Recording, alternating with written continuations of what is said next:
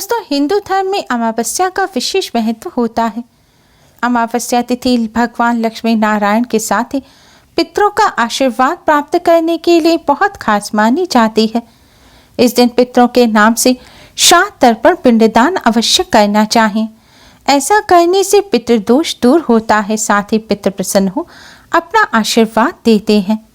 इस दिन पितरों का आशीर्वाद प्राप्त करने के लिए और पितृदोष से मुक्ति पाने के लिए पीपल वृक्ष का पूजन अवश्य ही करना चाहिए, क्योंकि अमावस्या पर भगवान लक्ष्मी नारायण के साथ ही पितरों का वास भी पीपल वृक्ष में होता है। आज की इस वीडियो में हम आपको एक ऐसी चीज के बारे में बताने जा रहे हैं जिसे अगर आप इस अमावस्या पर पीपल वृक्ष पर चढ़ा देते हैं तो इससे आपको भगवान लक्ष्मी नारायण के साथ ही पितरों की भी कृपा प्राप्त होगी। भगवान लक्ष्मी नारायण की कृपा से घर में सुख समृद्धि आएगी। पितरों की कृपा से कार्यों में आ रही बाधाएं दूर होंगी, बिगड़े कार्य भी बनने लग जाएंगे, पितृदोष से मुक्ति मिलेगी। सभी देवी देवताओं के साथ ही शनि देव की भी कृपा प्राप्त होगी और शनि देव से संबंधित दोषों जैसे कि ढैया 7.5 से भी राहत मिलेगी, क्योंकि आज के दिन पीपल वृक्ष में भगवान लक्ष्मी नारायण पितरों के साथ ही शनि देव का भी वास होता है। और आज के दिन पीपल वृक्ष का पूजन करने से शनि देव से संबंधित दोष भी दूर हो जाते हैं और शनि देव की कृपा प्राप्त होती है। अमावस्या के इस शुभ संयोग पर पीपल वृक्ष का पूजन करने के लिए एक जल का पात्र तैयार करें। इसके लिए आप एक तांबे का लोटा लें, इसमें शुद्ध जल भरें। अगर तांबे का लोटा ना हो तो आप पीतल का या स्टील का लोटा भी ले सकते हैं, लेकिन ध्यान रखें कांच का या फिर प्लास्टिक का बर्तन ना लें। लोटे में शुद्ध जल लेने के बाद अगर आपके घर गंगा जल है तो इसमें गंगा जल की कुछ बूंदें भी डाल दें। दोस्तों, अब इसके पश्चात आपको यह जल मीठा करना है। इसके लिए आप इस जल में 1 चम्मच शक्कर डालें या फिर इसके स्थान पर आप थोड़ा सा गुड़ या फिर 2-3 बताशे भी डाल सकते हैं। आपको शक्कर, गुड़ या बताशा इतना डालना है कि यह जल मीठा हो जाए। इसके लिए शक्कर डालने के बाद आप चम्मच से शक्कर को इस जल में अच्छी तरह से घोल दीजिए।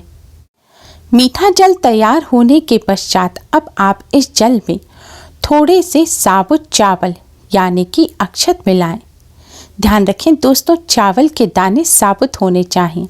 साबुत चावल को ही अक्षत कहा जाता है। इसी से पूजन पूर्ण होता है। टूटे हुए चावल से पूजन अपूर्ण रहता है। आपको कच्चे चावल के साबुत कुछ दाने इस जल में डालने हैं। चावल डालने के पश्चात दोस्तों अब इस जल में आप थोड़े से काले तिल डाल दें। तिल और चावल डालने से पहले आप उन्हें पानी से अच्छी तरह से धो लें और फिर इस जल में मिलाएं। अगर आपके यहाँ पुष्प है तो इस जल में आप 2 पुष्प भी डाल दें। अब इस जल में आप 1 चुटकी हल्दी और 1 चुटकी कुमकुम मिलाएं। इस तरह जल का पात्र तैयार हो जाएगा। अब दोस्तों आप एक मिट्टी का दिया लें। मिट्टी का ना हो तो आप साफ जल से आटा मढ़कर बिना नमक का उसका आप दिया बना लें। अब इस दिए में आप सरसों का तेल भरें और रुई की बाती लगाएं और इस दिए में भी आप थोड़ी सी काले तिल और थोड़ी सी कुमकुम डाल दें। अब आप पीपल वृक्ष पर जाएं। सबसे पहले पीपल वृक्ष में विराजमान सभी देवी देवताओं और पितरों को प्रणाम करें।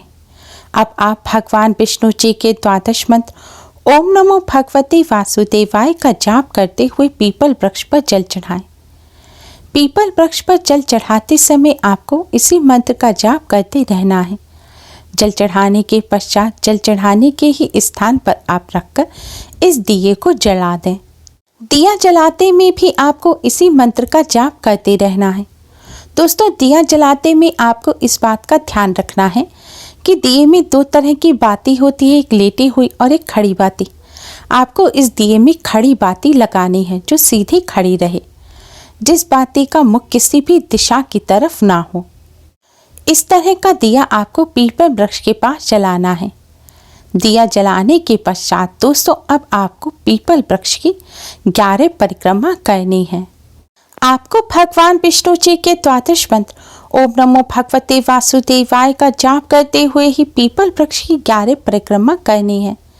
इस मंत्र का जाप कर पीपल वृक्ष की परिक्रमा करने से भगवान विष्णु, माँ लक्ष्मी जी के साथ ही समस्त देवी देवताओं की कृपा प्राप्त होती है और कष्टों से छुटकारा मिलता है।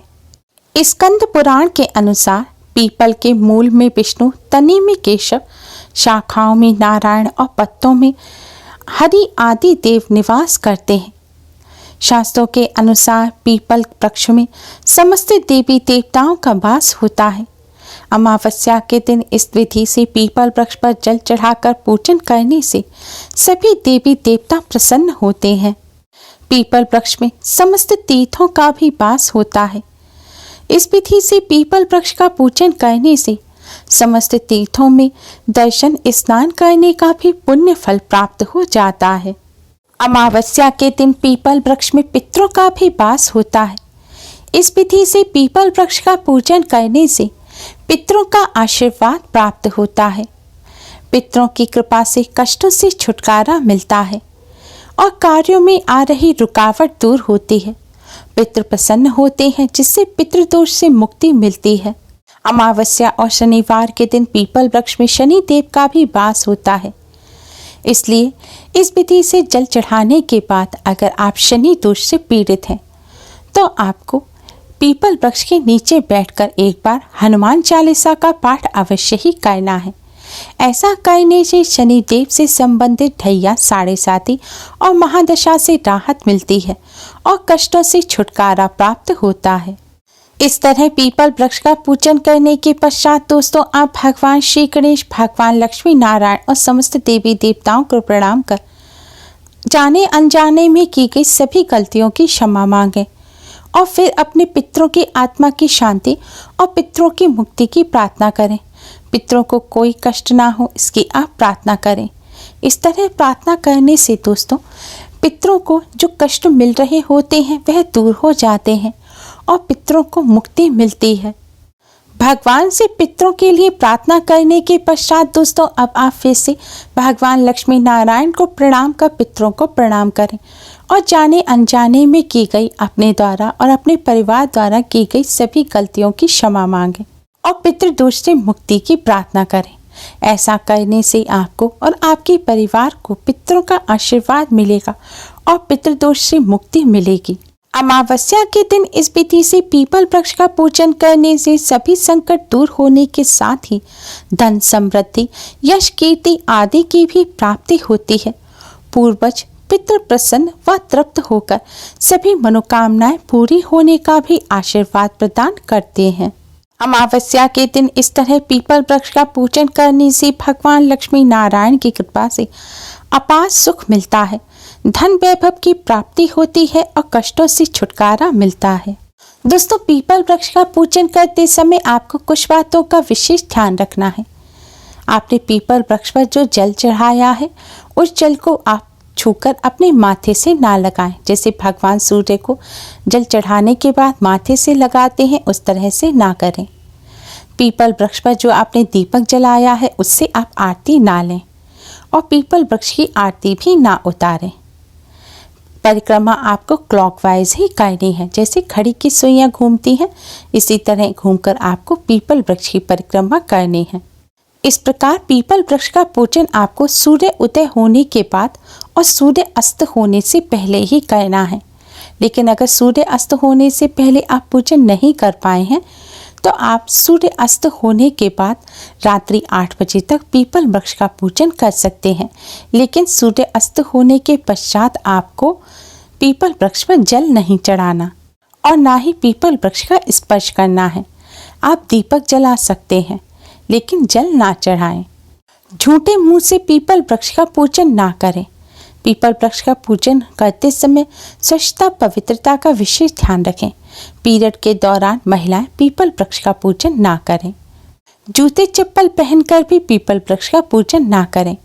जब भी पीपल वृक्ष का पूजन करने जाएं तो आप कोई भी सौंदर्य प्रसाधन जैसे कि क्रीम, पाउडर, परफ्यूम वगैरह लगाकर ना जाएं। कोई भी खुशबू वाली चीज आप लगाकर पीपल वृक्ष का पूजन करने ना जाएं। सादगी के साथ पीपल वृक्ष का पूजन करें। पीपल वृक्ष का पूजन करते समय इन सभी बातों का विशेष ध्यान रखें। Thanks for watching.